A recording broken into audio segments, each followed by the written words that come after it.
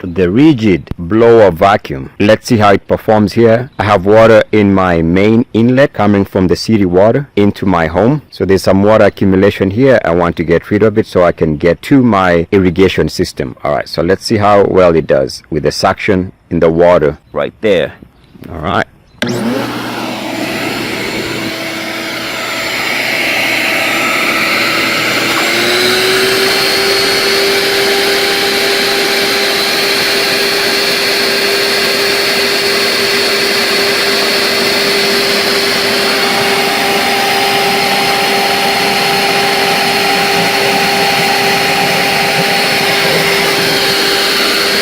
And that's a great job by the RIDGID vac blower. We highly recommend. We offer you blessings of love, peace, joy, and abundance.